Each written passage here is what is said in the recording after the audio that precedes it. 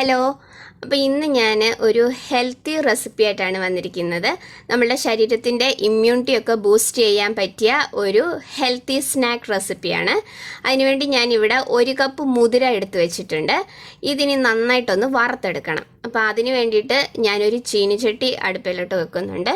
ചീനിച്ചട്ടി അല്ല വേറെ ഏതെങ്കിലും ഒരു പാനോ വെച്ചിട്ട് ഇത് നന്നായി കഴുകി വെച്ചിരുന്ന മുതിരയാണ്.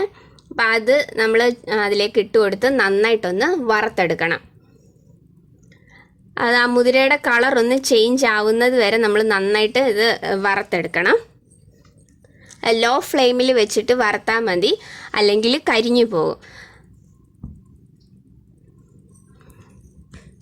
ഇപ്പോൾ ഈ കൊറോണ സമയത്തൊക്കെ നമ്മളുടെ ശരീരത്തിൻ്റെ ഇമ്മ്യൂണിറ്റിയൊക്കെ ബൂസ്റ്റ് ചെയ്യാൻ പറ്റിയ നല്ല ഒരു സ്നാക്കാണിത്.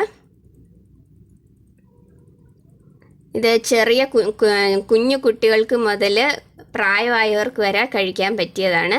ഇത് ഞാനിപ്പോൾ ഒരു 10 ദിവസത്തേക്ക് വേണ്ടിയിട്ടുള്ള ഒരളവിലാണ് കാണിക്കുന്നത്. നമ്മൾ ഉണ്ടാക്കിയിട്ട് ഫ്രിഡ്ജിലൊന്നും വെക്കേണ്ട, 10 ദിവസം പുറത്ത് തന്നെ വെച്ചിരുന്ന് യൂസ് ചെയ്യാം. ഫ്രിഡ്ജിൽ വെച്ചിരുന്ന് കഴിഞ്ഞാൽ അതങ്ങ് ഡ്രൈ ആയിപ്പോവും. ഇപ്പോൾ ഇതാ ഇതിൻ്റെ കളറൊക്കെ ഒന്ന് ചേഞ്ച് ആയി വന്നിട്ടുണ്ട്. ഈ ഒരു കളറിലാവുന്നത് വരെ നമുക്ക് നന്നായിട്ട് വറക്കണം. എന്നാൽ കരിഞ്ഞു പോവുകയും ചെയ്യരുത്. കരിഞ്ഞു പോയി കഴിഞ്ഞാൽ ഒരു പുകച്ചൊവ വരും.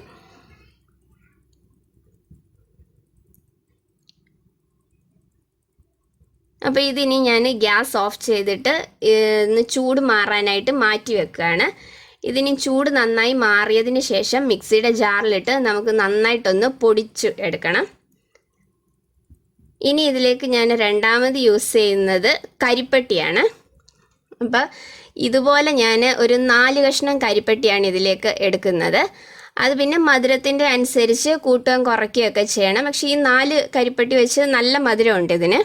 അപ്പോൾ ഇതുപോലെ തന്നെ ഇട്ട് പൊടിക്കരുത്. ഇത് ചെറിയ കഷ്ണങ്ങളായിട്ട് നമ്മൾ ഇടികല്ല് വല്ലതും വെച്ച് ഒന്ന് പൊടിച്ച് ചെറിയ കഷ്ണങ്ങളാക്കിയിട്ട് വേണം മിക്സിയുടെ ജാറിലിടാനായിട്ട്, അല്ലെങ്കിൽ അതിൻ്റെ ബ്ലേഡ് ഒടിഞ്ഞു പോകും. അപ്പം ഞാൻ ഇതിൽ നിന്ന് ചെറുതായിട്ട് പൊടിച്ചു കൊണ്ടുവരാം. അപ്പോൾ ഇതാ ഞാൻ ചെറുതായിട്ടൊന്ന് പൊടിച്ചു കൊണ്ടുവന്നിട്ടുണ്ട്. ഇതിന് നല്ല ഫൈൻ പൗഡറായിട്ടൊന്ന് പൊടിച്ചെടുക്കണം. അപ്പോൾ ഞാനിത് നന്നായിട്ടൊന്ന് പൊടിച്ചു കൊണ്ടുവരട്ടെ. പൊടിച്ചു കൊണ്ടുവന്നിട്ട് കാണിക്കാം. അപ്പോൾ ഇതാ ഞാനിത് നന്നായിട്ടൊന്ന് പൊടിച്ചെടുത്ത് കൊണ്ടുവന്നിട്ടുണ്ട്. അപ്പോൾ ഇതിനി നമുക്ക് ഈ ഒരു പാത്രത്തിലേക്ക് മാറ്റി കൊടുക്കാം. ഇനി ഇതിലേക്ക് ഈ മുതിരയും കൂടെ ഇതുപോലൊന്ന് പൊടിച്ചു കൊണ്ടുവരണം.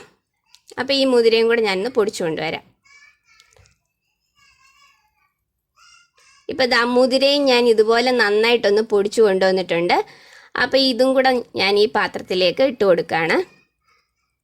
അപ്പോൾ ഇത് ഇത്രയും മാത്രമേ ഉള്ളൂ. ഇനി ഇത് രണ്ടും കൂടെ നന്നായിട്ട് നമ്മളൊന്ന് മിക്സ് ചെയ്തെടുക്കുക. ഇത് ഇത്രയും മാത്രമേ ഉള്ളൂ. വെറും 2 ഇൻഗ്രീഡിയൻസ് വെച്ചിട്ട് ഉണ്ടാക്കാൻ പറ്റിയതാണ്.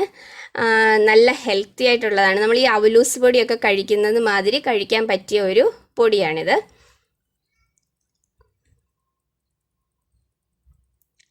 മധുരമൊക്കെ ആവശ്യത്തിനുണ്ട്. മധുരം ഇത്രയും വേണ്ട എന്നുള്ളവർ 4 കഷ്ണം കരിപ്പട്ടി ചേർക്കണ്ട, അതിലും കുറവ് ചേർത്താൽ മതി.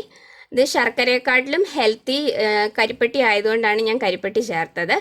അപ്പം വെറും 2 ഇൻഗ്രീഡിയൻസ് മതി. അപ്പോൾ എല്ലാവരും ഇതൊന്ന് ട്രൈ ചെയ്ത് നോക്കണം.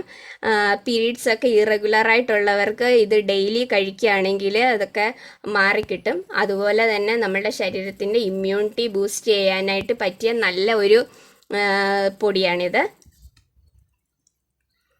അപ്പോൾ എല്ലാവരും ഇതൊന്ന് ട്രൈ ചെയ്യണം. ട്രൈ ചെയ്തിട്ട് നിങ്ങളുടെ അഭിപ്രായങ്ങൾ എന്നെ അറിയിക്കണം. നമുക്ക് അയൺ ഡെഫിഷ്യൻസി ഉള്ളവർക്കും വളരെ നല്ലതാണ് ഇത് കഴിക്കുന്നത്. അപ്പോൾ എല്ലാവരും ഇത് ട്രൈ ചെയ്തിട്ട് അഭിപ്രായം അറിയിക്കണം. അപ്പോൾ മറ്റൊരു വീഡിയോയിൽ വേറൊരു റെസിപ്പി ആയിട്ട് വരാം. താങ്ക്